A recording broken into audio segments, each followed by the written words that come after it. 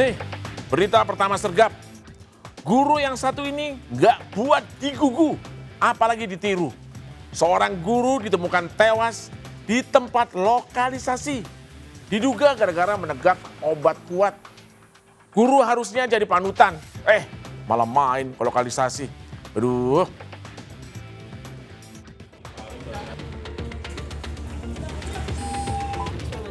Seorang pria paruh baya berinisial U yang sehari-hari mengajar sebagai guru di pesisir selatan Sumatera Barat ditemukan tewas di kawasan lokalisasi Matahari 5, Pasaraya, Kota Padang.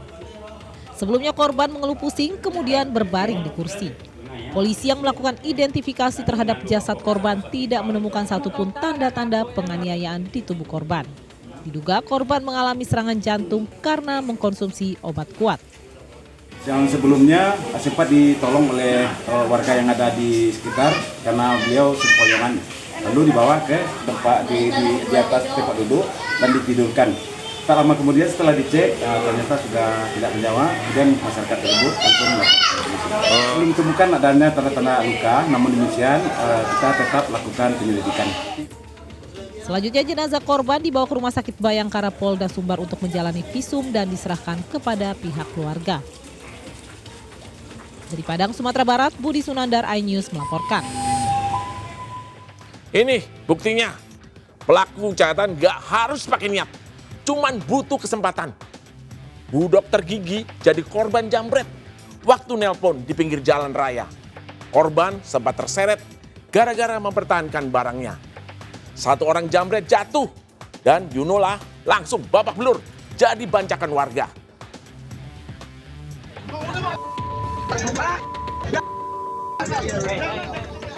Kericuhan ini terjadi di Jalan Bunga Rampai, Durensawit, Jakarta Timur. Warga yang emosi berebut menghajar seorang jambret yang tertangkap saat beraksi. Seorang wanita dokter gigi jadi korban jambret saat menelepon di pinggir jalan raya. Dua pelaku bersepeda motor merampas HP korban. Namun korban gigih mempertahankan barangnya hingga terseret-seret motor pelaku. Upaya korban mengakibatkan seorang pelaku jatuh dari sepeda motor dan langsung jadi bancaan warga. Pelaku diamankan petugas dari Polsek Durensawit. Nah dia di pinggir mobil itu, pinggir mobil saya. Tiba-tiba dia kesal. Pakai mobil bapak? Saya pakai mobil saya. Oh. Saya pakai mobil, saya habis di air biru, isi air, sambil nunggu gojek, istri kan di luar, sambil pegang handphone dia nunggu gojeknya. Tiba-tiba motor tuh langsung nyaut, langsung Berdua ya? Sendirian dia kayaknya. Katanya berdua. Oh, berdua ya? Saya nggak tahu tuh. Tiba-tiba sudah kabur aja. Nah, untuk disaut. HP-nya yang diambil? Iya, mau diambil tapi sama istrinya dipertahankan. HP-nya istri mana? Pelaku ternyata dua orang pria dengan dua sepeda motor. Satu pelaku tertangkap, sementara seorang lagi berhasil kabur. Sambil tergeletak tak berdaya, pelaku mengakui perbuatannya. Tadi berapa orang lo, men? Berdua, Pak. Hah? Berdua. Naik motor apa? Kalau saya naik motor Scoopy, Pak. Oke. Yang bawa motor siapa? Satu motor, Pak. Bawa motor. Dua motor, berarti? Iya, Pak. Dua motor, dua orang? Iya, Pak. Yang ambil lo, yang metik? Iya, saya suruh dia, Pak. Lo bawa motor apa? Iya, saya bawa motor Scoopy, Pak. Temen lo bawa motor apa? Satria, Pak. Korban luka akibat terseret-seret dilarikan ke Rumah Sakit Pondok Kopi. Sementara pelaku ditahan di Mapolsek Durensawit. Dari Jakarta, Rio Manik melaporkan. Nih, buat yang suka beli emas di media sosial, hati-hati, jangan sampai ketipu. Di Tanjung Priuk, Jakarta Utara, komplotan penipuan emas dengan modus COD dibekuk tim Resmob Polda Metro Jaya. Modusnya pelaku ngancam pembeli pakai senjata tajam waktu lagi COD-an.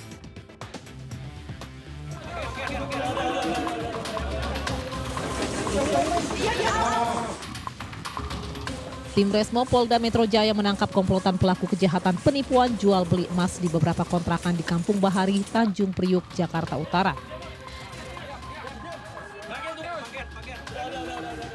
Saat diamankan, pelaku wanita berinisial U dan EG serta pria inisial BS tidak berkutik karena tengah beristirahat.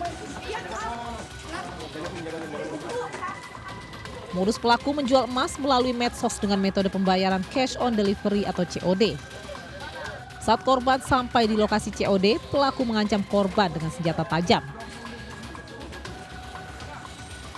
Penyidik masih mendalami kasus ini dan kemungkinan adanya pelaku lain. Dari Jakarta, Rizky Falufi melaporkan. Yang satu ini mesti dikawal sampai proses hukum tuntas. Seorang wanita karyawan toko roti dianiaya anak bosnya. Cuman gara-gara nggak mau antar makanan ke kamar pelaku. Korban dilempar berbagai macam barang sampai luka di sekujur tubuh dan luka parah di bagian kepala.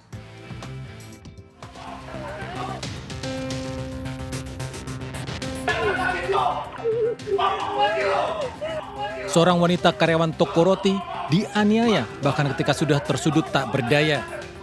Pelaku adalah seorang pria pemilik toko roti. Korban dilempari berbagai barang hingga luka lebam di sekujur tubuh, bahkan luka parah di bagian kepala. Penyebabnya sepele, korban menolak permintaan untuk mengantar makanan ke kamar pribadi pelaku.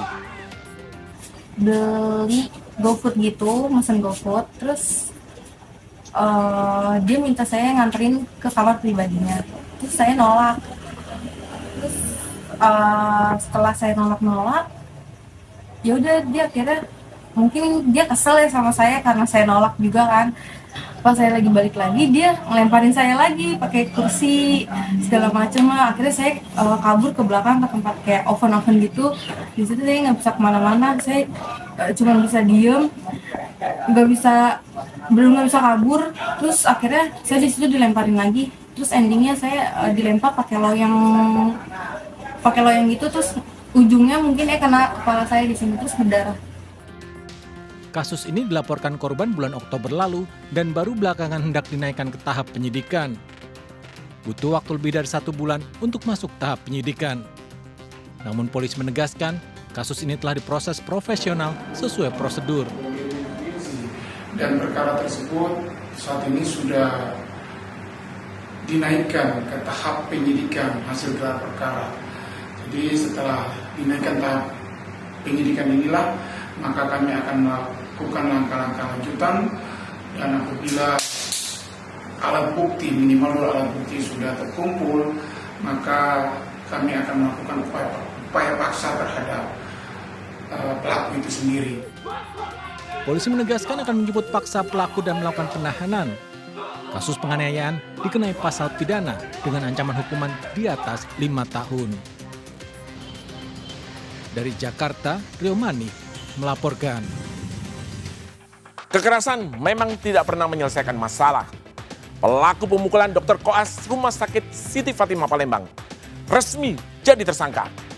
Makanya kalau anaknya udah gede, biar dia selesaiin sendiri masalahnya. Orang tua cukup kasih bimbingan gimana cara ngomongnya. Bukan malah marah-marah, bawa tukang pukul lagi.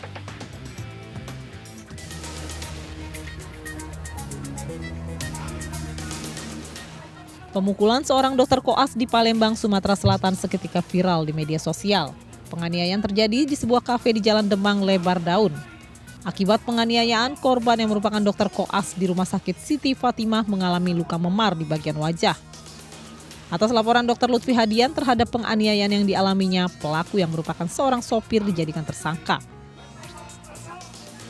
Menurut aparat Jataras Polda Sumatera Selatan, penganiayaan yang dilakukan Fadila alias Datuk 37 tahun karena dirinya emosi kepada korban. Saat itu tersangka menemani majikannya Sri Meilina yang merupakan ibu dari seorang dokter koas, Lady Aurel, yang sama-sama praktik dengan korban di Rumah Sakit Siti Fatimah. Sri Meilina bertemu Dr. Lutfi untuk membicarakan jadwal jaga putrinya di Rumah Sakit Siti Fatimah saat malam tahun baru. Namun pertemuan berujung kepada penganiayaan terhadap Dr. Lutfi oleh sang sopir Fadila. Saya meminta maaf kepada korban Lutfi dan keluarganya karena saya telah melakukan penganiayaan kepadanya.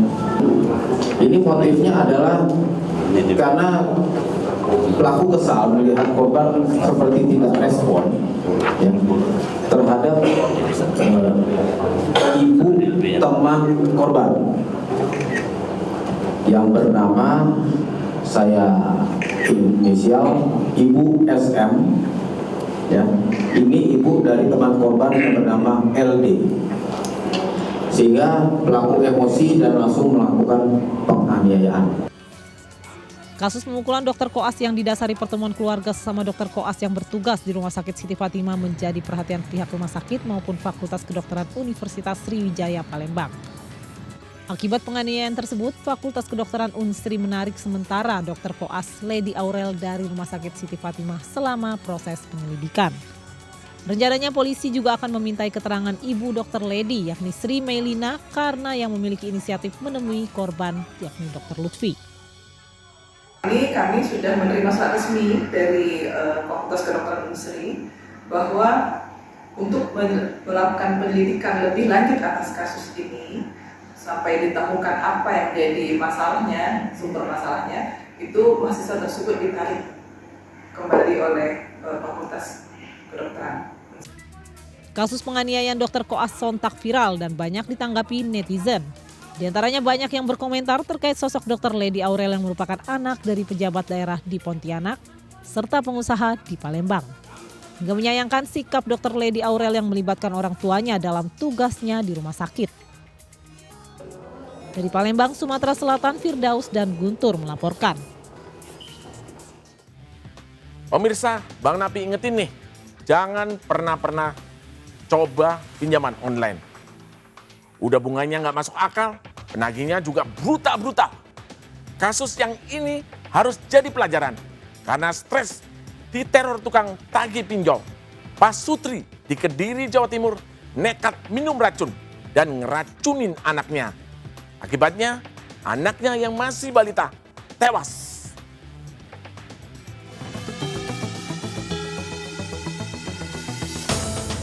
Warga Desa Manggis, Kecamatan Ngancar, Kediri, Jawa Timur gempar dengan keracunan sekeluarga hingga menewaskan bayi berusia 2 tahun.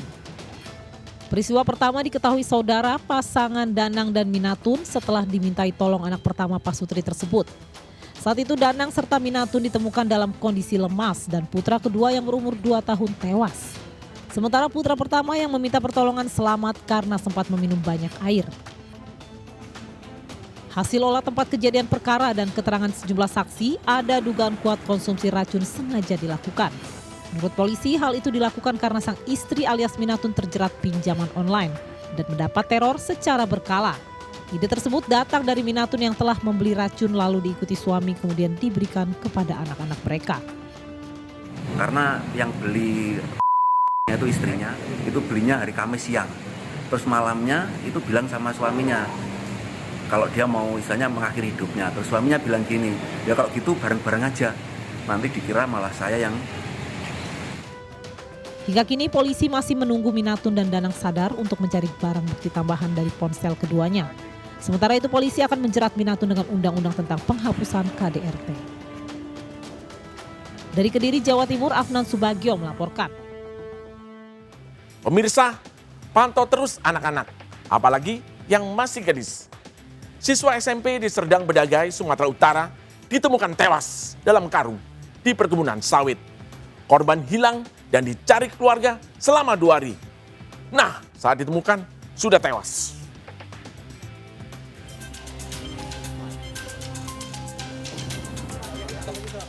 Warga Serdang Bedagai dikejutkan dengan penemuan mayat bocah perempuan di dalam karung.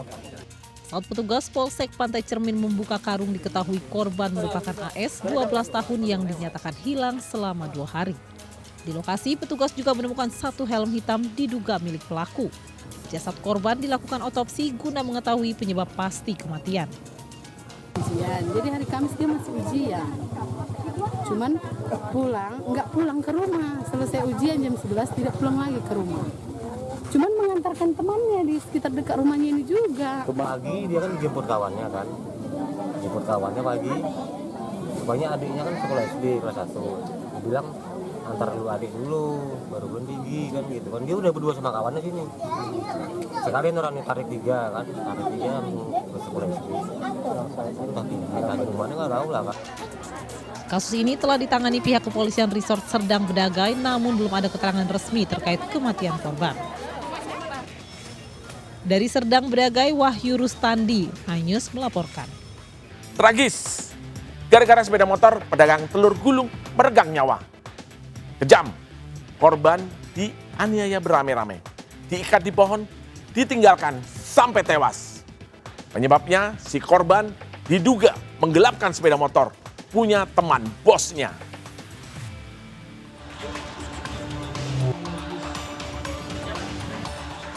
Inilah 4 pelaku penganiaya yang menewaskan seorang pedagang telur gulung.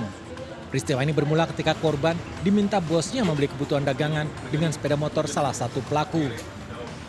Namun korban tak kunjung kembali. Setelah dicari, korban ditemukan di kawasan Bekasi. Korban langsung dianiaya beramai-ramai dan dibawa ke sebuah kontrakan di kawasan Tebet dalam kondisi tak berdaya. Tak berhenti di situ, para pelaku mengikat korban di sebuah pohon dan membiarkannya semalaman hingga tewas. Motornya sudah dijual dan kami kenapa alasan menahan korban dan membawa korban agar memberitahu lokasi motor itu ada di mana. Tapi korban tidak pernah mau menjawab dan beralasan selalu menjual ada di Facebook Marketplace. Sedangkan dicek di handphonenya tidak ada postingan motor itu dijual di Facebook Marketplace. Penjual telur gulung, ya, dia bukan sebagai pedagang. Kemudian pada waktu itu pukul 14.30 ya, korban diminta belanja yang menggunakan sepeda motor Beat, ya, nomor polisinya B4618 SNR, warna hitam milik MF. Polisi mengamankan beberapa barang bukti mulai dari telepon genggam, pakaian korban, pecahan botol untuk menganiaya, hingga sepeda motor yang sempat dibawa kabur korban. Dari Jakarta, Helmi Sajangbati melaporkan. Nah, tuh pelaku gelapkan motor. Tapi dikeroyok sama teman-temannya. Diikat hingga tewas, gak ketahuan. Mas, mendingan dibawa ke kantor polisi. Ingat, kejahatan terjadi bukan hanya karena ada niat pelakunya, juga karena ada kesempatan. Waspadalah! Waspadalah!